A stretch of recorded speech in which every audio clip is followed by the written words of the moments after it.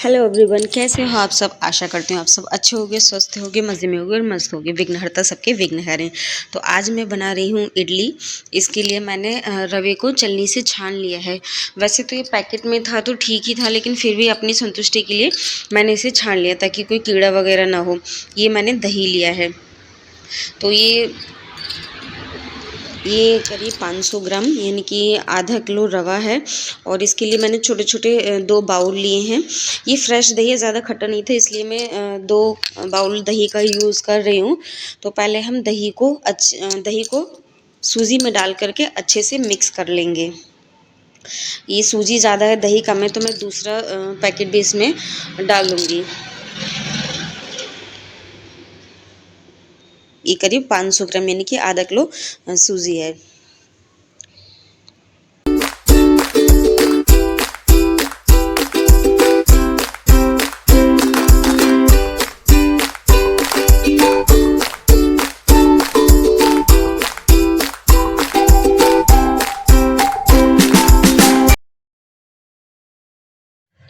तो हाफ़ के जी रवा में हाफ़ के जी के लगभग उससे थोड़ा सा कम दही डालने के बाद भी ये सूखा सूखा सा था, तो इसको मैंने पानी से पतला किया है। तो हम इसकी पहले कंसिस्टेंसी अच्छी रखने के लिए पहले इसमें थोड़ा पानी डालेंगे ताकि बहुत ज़्यादा ही लूज़ ना हो जाए।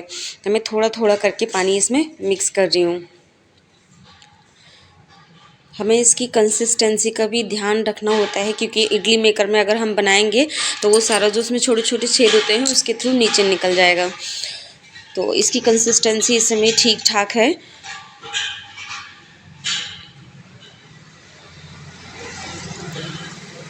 ठीक ठाक हो गई है। अब मैं कुछ टाइम इसको रेस्ट के लिए रख दूँगी, क्योंकि जो सूजी है वो फूलेगी, तो ये थोड़ी थिक भी हो जाएगी। लेकिन हमें पानी थोड़ा हाथ रोक कर ही डालना है। कुछ देर बाद मैंने इसको देखा तो ये थोड़ी गाढ़ी हो गई है। मैं इसमें फिर थोड़ा थोड़ा करके पानी डाल रही हूँ। तो मेरे पास इडली मेकर नहीं है, तो मैं इनको कटोरी में बनाऊंगी, क्योंकि इडली मेकर बच्चे बहुत पसंद करते हैं। तो उसमें छोटे छोटे बनते हैं, उसमें टाइम भी बहुत लगता है, गैस भी बहुत खर्च होती है।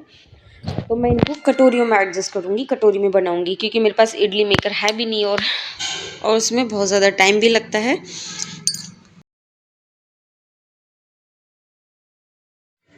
तो अब कुछ टाइम रखने के बाद इसकी जो कंसिस्टेंसी है वो अच्छी हो गई है। रखने के बाद थोड़ा सा गाढ़ा हो गया था, तो मैं इसमें थोड़ा थोड़ा करके पानी डाल रही हूँ। उसके बाद ये ठीक हो गया है। तो इसमें अकॉर्डिंग टू टेस्ट मैंने नमक डाला है और फिर थोड़ा सा इसमें खाना सोडा डालेंगे। खाने सोडे से ये थोड़े स्पंजी हो जाते हैं, बहुत ज़्यादा ठुके ठुके ठोस से नहीं रहते हैं। तो मैंने बहुत थोड़ा ही डाला है, क्योंकि बहुत ज़्यादा अगर हमने खाना सोडा डाल दिया तो एकदम से फैस जाएंगे, जमेंगे भी नहीं। तो इस बात का थोड़ा ध्यान रखना होता है। और खाना सोडा अगर नहीं होता है तो हम इनो का भी यूज़ कर सकते हैं। मोस्टली जो ब्लॉगर होते हैं वो इनो ही डाल करके बनाते हैं। तो अब मैं कटोरियों में रिफाइंड लगाऊंगी, ताकि जब मैं इडली अच्छे से बन जाए तो वो उनको निकालने में परेशानी ना हो। तो मेरे पास यही छेद वाली परात है, जाली कह लो आप इसको, और मैंने कढ़ाई में पानी खोलने के लिए रख दिया है। तो ये मैंने रिफाइंड लिया है। कुछ एक साइज़ की कटोरियाँ हैं, कुछ डिफरेंट हैं, तो वो ठीक से एडजस्ट हो जाएंगी। मैं छोटी कटोरियों को नीचे लगाऊंगी, तो मैं इनको रिफाइंड लगा करके ग्रीस कर रही हूँ ताकि इडली इसमें चिपके नहीं।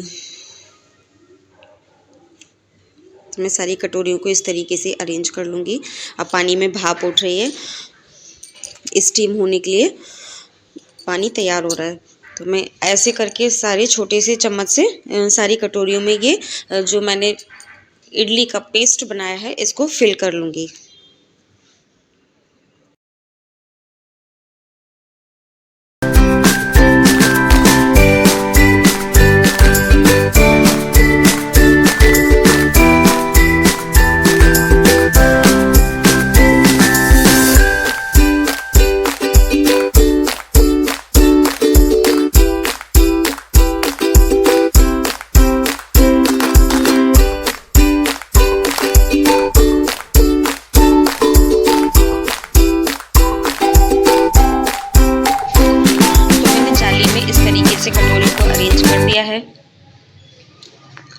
इस तरीके से ठीक से इसमें अरेंज हो गई हैं।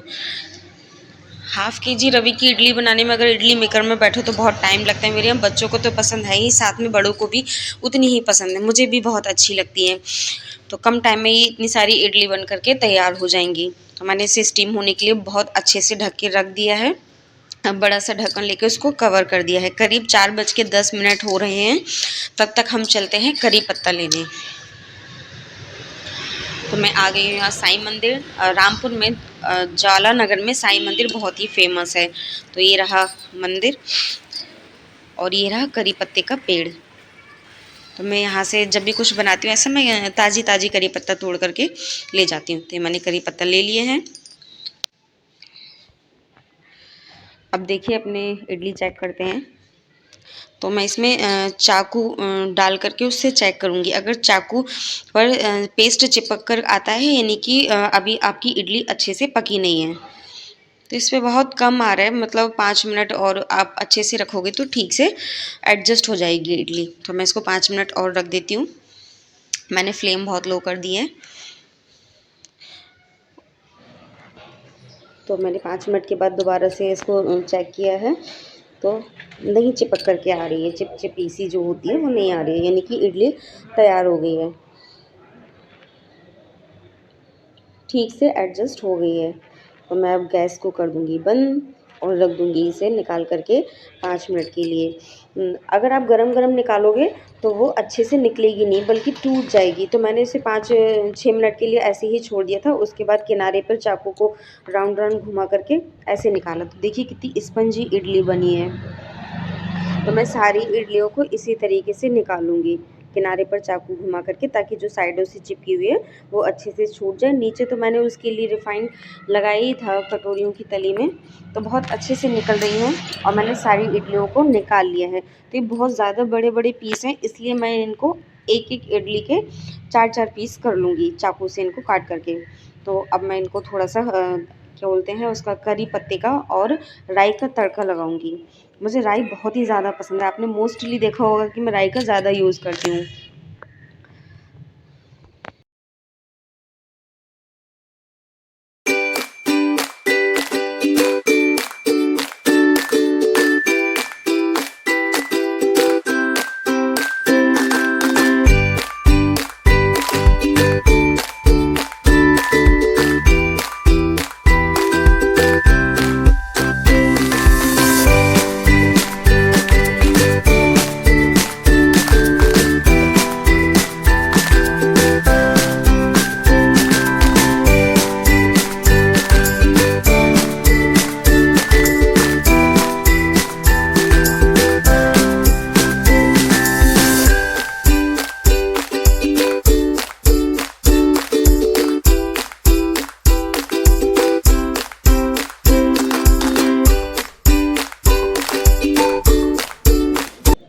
हमारा ये तड़का तैयार हो गया है।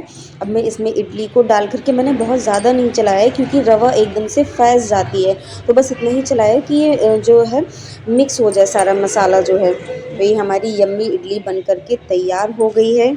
अगर आपको पसंद आई तो please like share and subscribe ज़रूर करें। बाय बाय, मिलते हैं नेक्स्ट वीडियो में। लेकिन इडली को फ्राई करते समय ज़्यादा ना चलाएं वरना ये फैस जाएगी, इस बात का ध्यान रखें।